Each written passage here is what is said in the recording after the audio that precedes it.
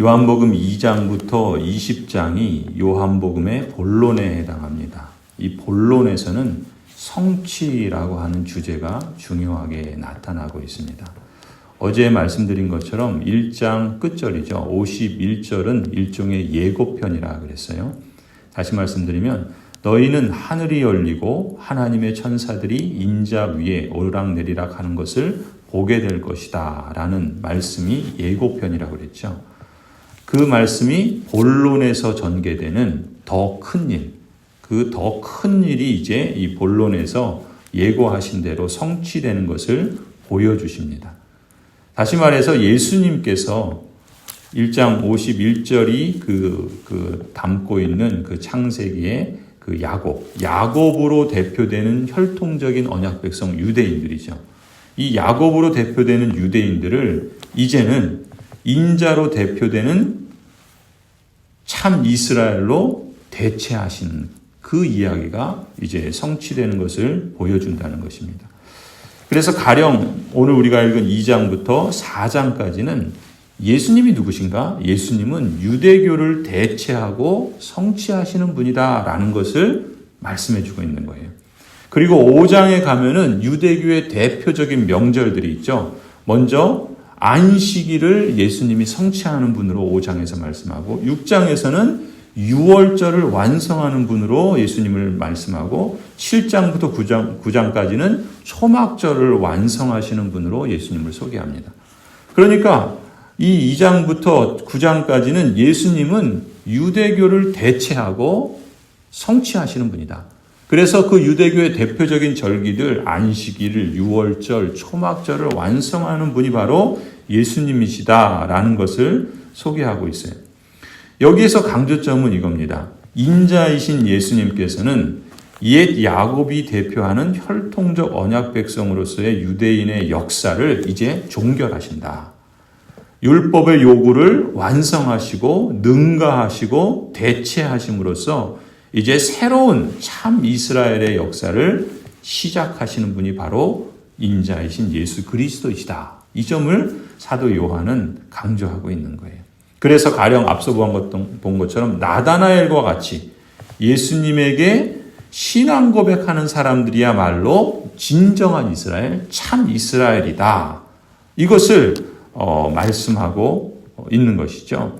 그러한 참 이스라엘이 이 땅에 있고 이미 하나님의 보좌에 앉아있는 그 야곱처럼 하나님의 영광에 참여하고 있다라는 것을 보여주는 대목입니다. 우리가 참고로 이제 이 요한복음 본론을 읽으실 때 요한복음은 이 본론은 크게 두 부분으로 나뉘어져요. 2장부터 12장은 오늘 본문에 나온 것처럼 표징이라 그러죠. 왜 기적을 사도 요한은 표징이라는 말을 쓸까? 이 표징이라는 말은 사인이라는 표시예요. 우리 여기 보면은 그 사람 모양의 그림이 있잖아요. 이 문 위에. 이게 뭘 표시하는 겁니까? 출입구라는 걸 표시하잖아요. 이 그림이 이것이 출입구다. 출입구라는 말이 없어도 우리는 저걸 보면 저기가 출입구라는 걸 알잖아요. 이게 일종의 사인인 거예요. 그러니까 이게 표징인 거예요. 이것이 출입구다라는 표징인 거죠. 말하자면 사도 요한은 이제 2장부터 대략 한 7가지의 기적 사건들을 우리에게 소개해요. 그런데 그 기적은 뭐냐? 단순히 우리에게 배불리 먹여주고, 그 귀신을 쫓아내고, 또, 병을 고쳐주시고, 이런 기적의 의미도 있지만, 표징이라는 거예요. 그 표징은 뭐예요? 그림을 통해서 어떤 의미를 전해주잖아요. 그런 것처럼 이 기적은 하나의 표징과 같은 사건들이다라는 것을 말해주고자 하는 거예요. 그래서 2장부터 12장을 그래서 표징들의 책이라 그래요. 그러니까 표적의 책이라는 거죠. 그러니까 표적들이 많이 나오기 때문에 그래요. 그리고 이제 13장부터 20장은 영광의 책이라 그래요. 왜냐하면 예수님께서 십자가에서 죽으시고 부활하시고 승천하시는 그야말로 영광을 드러내시는 그런 책이라 해서 영광의 책이라 이런 소제목을 달 수가 있어요. 그래서 2장부터 12장까지 이 표징들의 책에서는 예수님께서 행하신 기적들이 대략 7개 정도가 소개돼요. 그래서 오늘 본문에서도 표징이다. 첫 번째 표징이다라고 말하는 것처럼 사도 요한은 이 기적들을 표징이라 이렇게 불러요. 표적이라 이렇게 부르기도 하고. 그래서 2장부터 12장까지 이 표적들의, 이 표징들의 책을 자세히 보시면은 반복되는 특징이 있어요. 어떤 특징이 있냐면 먼저 사도 요한은 기적 사건을 이야기해요. 예수님께서 어떤 기적을 행하셨는지, 그리고 그 기적에 대해서 사람들이 어떤 반응을 보이는가를 말해주고 있어요. 근데 그때 사람들의 반응은 다 한결같이 오해를 해요. 예수님이 보여주는 표징에 대해서, 기적에 대해서 오해해요. 그러니까 예수님께서 그 다음에 그 표징이 무슨 의미가 있는지를 설명해 주세요. 말하자면 강해 설교를 하시는 거예요. 그래서 2장부터 12장까지는 기적 사건이 나오고 사람들이 오해하고 거기에 대해서 예수님께서 다시 강해 설교하시는 이런 특징이 반복해서 드러나게 돼요. 그래서 여러분이 이 2장부터 12장을 읽으실 때는 그 점을 유념해서 읽으시면 도움이 되리라고 봅니다. 그래서 먼저 예수님께서 행하신 기적 사건이 소개된다 그랬죠. 그런데 이 기적 사건을 표징이라고 부른다 그랬잖아요. 그 이유가 뭐냐면 이 사건들이 초월적이고 신비적인 어떤 기적으로서만 의미가 있는 것이 아니라 그 의미가 있어요. 하나님께서 이런 분이다라는 것을 기적을 통해서 보여주세요. 근데 그것만 그치면 안 되고 그 기적은 바로 오는 세상은 뭡니까? 예수 그리스도를 통해서 이 땅에 가져오시를 하나님의 나라. 그러니까 하나님의 나라는 오는 거예요. 우리가 가는 게 아니라. 하나님의 나라를 오는 세상인데 그 오는 세상에 영원한 진리를 나타내주는 일종의 사인, 표징과 같은 것이 바로 이 기적이다. 그런 점에서 사도 요한은 표적이라 라는 말을 사용해요. 그러니까 기적들은 한결같이 이 땅 위에서 어떤 공간이나 어떤 시간 안에서 실제로 일어난 사건들인데 그 사건은 하나님의 나라의 그 영원한 의미, 그리고 오는 세상의 참 진리, 진짜 의미를 계시해 준다는 점에서 표징이라는 거예요.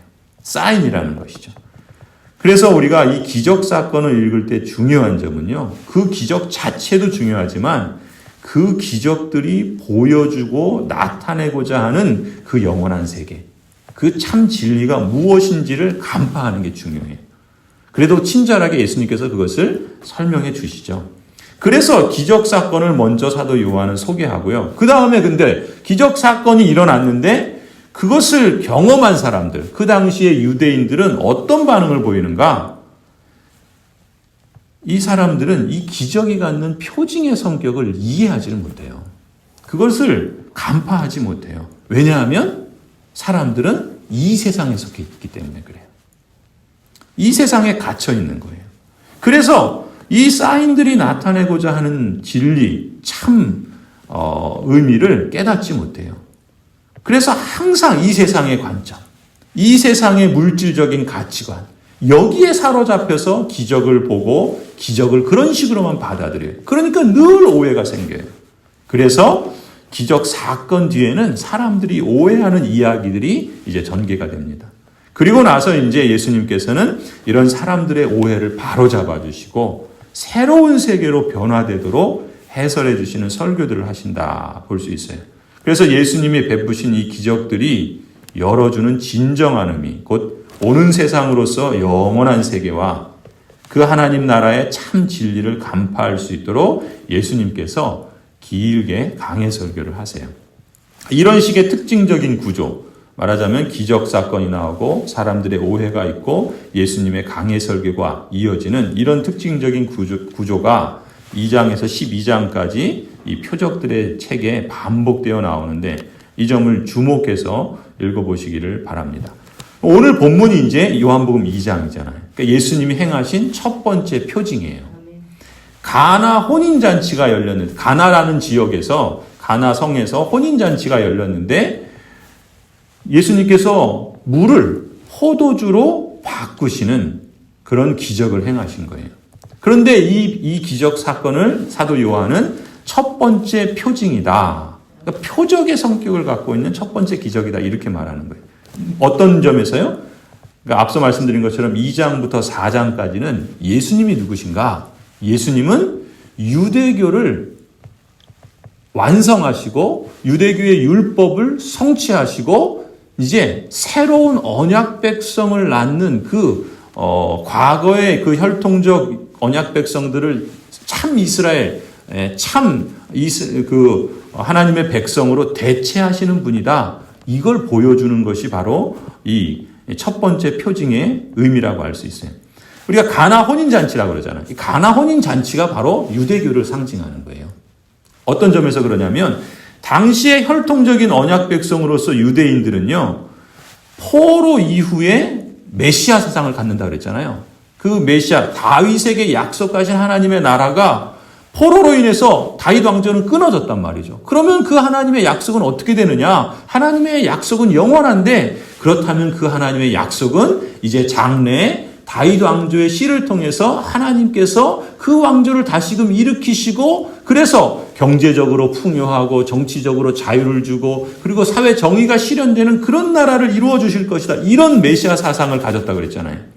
그런 메시아, 그 메시아를 대망하는 시대를 지금 이렇게 그 메시아가 오시는 시대야말로 혼인잔치와 같이 기쁨이 있고 또 즐거움이 가득한 그런 때가 될 것이다 라는 그런 기대가 있었던 거거든요. 그러니까 유대인들은 혼인잔치를 이런 메시아가 오셔서 이루시는 그 기쁨의 날, 그런 엄청난 잔치를 기다리면서 기대하면서 기다렸던 거예요.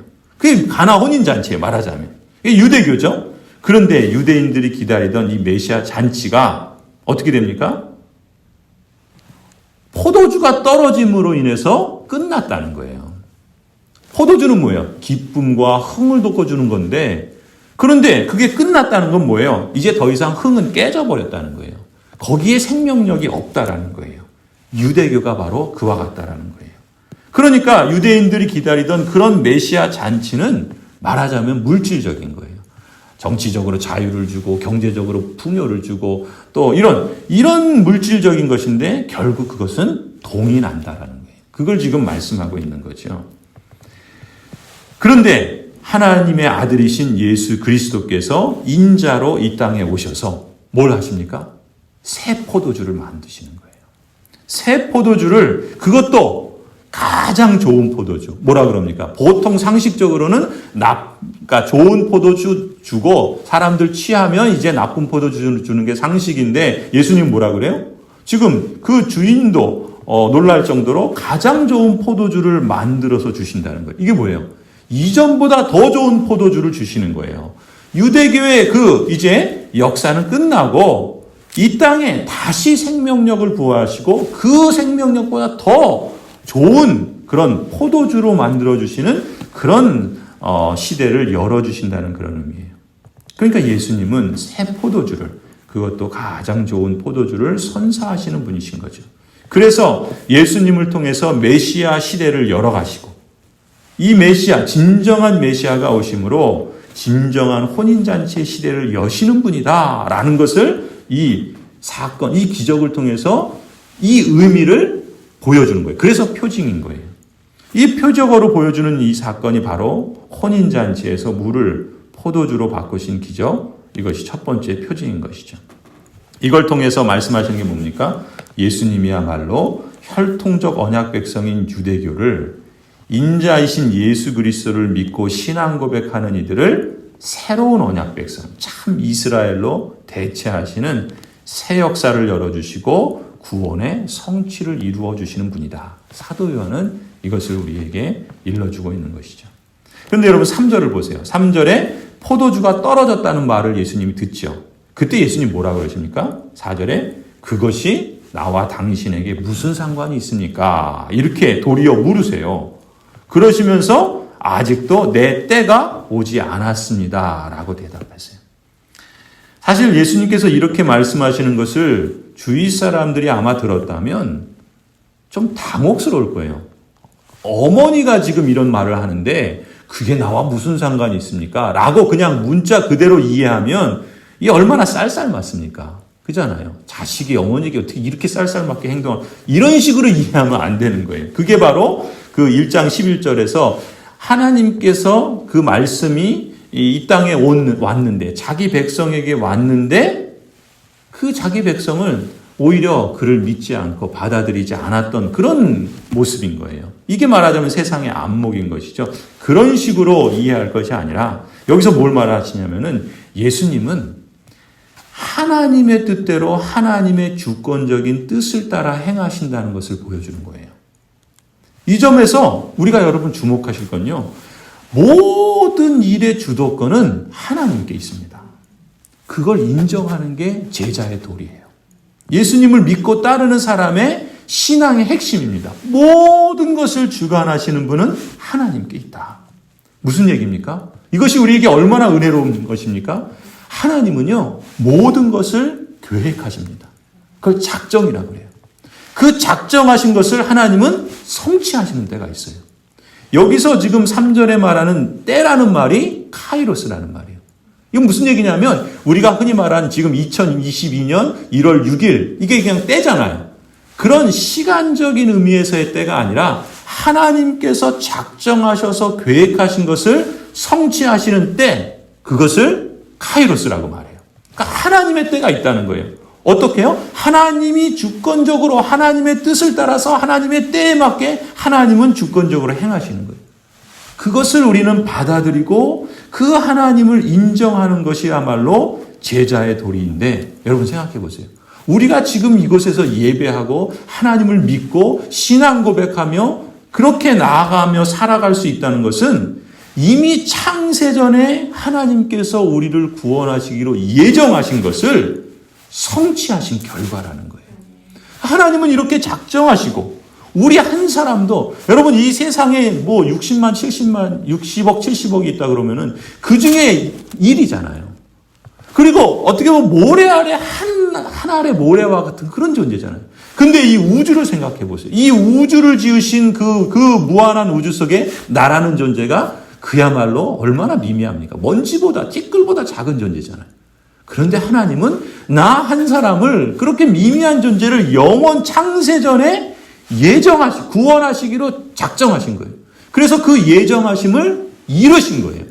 그 결과로 내가 지금 이 땅에 있고 이 땅을 살아가고 있고 그 예수님을 믿고 신앙하며 산다는 것이, 이게 하나님의 그 주권적인 그 섭리 가운데 있다라는 카이로스의 때가 우리 안에서 이루어진 것을 우리는 지금 우리가 맛보고 살아가고 있는, 그런 점에서 그것은 기적인 거죠. 그것을 우리에게 말씀하고 있는 거예요. 하나님께서 이토록 하나님의 때, 작정하신 것을 성취하시는 때로 행하시는 분이시라면 성경은 뭐라고 말씀합니까? 하나님은 모든 것을 합력하여 선을 이루신다 그러잖아요. 그 하나님께서 우리에게 행하시는 일들이 때로는 우리의 생각과 우리의 판단으로 볼 땐 이건 좀 아닌데요, 이렇게 해주셔야 되지 않겠습니까? 라고 하나님께 탄원하고, 시편의 그 노래들이 그렇잖아요. 하나님께 탄원하고 탄식하고 기도하는 것 아닙니까? 근데 그때 우리가 시편에서 발견하는 건 뭐예요? 하나님의 때를 기다리는 거예요. 그리고 하나님을 끝까지 신뢰하는 거예요. 설사 다니엘과 그 친구들이 말한 것처럼 내가 원하는 대로 하지 아니하실지라도 하나님이 선하게 행하실 것을 우리는 믿고 신뢰하고 그 하나님을 끝까지 따르는 것이죠. 지금 이것이 바로 예수님께서 이 기적을 통해서 보여주시는 의미이기도 한 것이에요. 그런 점에서 하나님은 어떻게 행하십니까? 하나님은요, 하나님께서 주권적으로 행하실 뿐만 아니라 우리 안에 하나님의 기쁘신 뜻을 따라서 우리 안에 소원을 두고 행하신다 그래요. 그러니까 우리가 하나님께 보일 수 있는 반응은 뭡니까? 여러분 11절 보세요. 예수님께서 자기의 영광을 드러내십니다. 그러자 그의 제자들이 예수님을 믿게 되었습니다. 이게 참 이스라엘이에요. 여러분, 땅은요, 주도권을 쥐고 행하는 하늘에 응답하는 것이지 땅이 하늘을 막 좌지우지하는 게 아니에요. 그러니까 그런 것은 무슨 얘기냐면 참 이스라엘, 예수님의 제자는 예수님께서 말씀하신 대로 믿고 자신을 그 예수님께 의탁하고 따르는 사람이 참 이스라엘인 거예요. 즉 하나님께서 그런 점에서 우리에게 하나님의 뜻을 따라서 소원을 주세요. 그리고 그 소원을 따라서 우리가 예수 그리스도를 믿고 신뢰하며 의탁하며 따르는 것, 그것이 하나님께서 또 일하시는 방식이라는 거예요. 그러니까 우리가 하나님께 어떻게 응답해야 되겠습니까?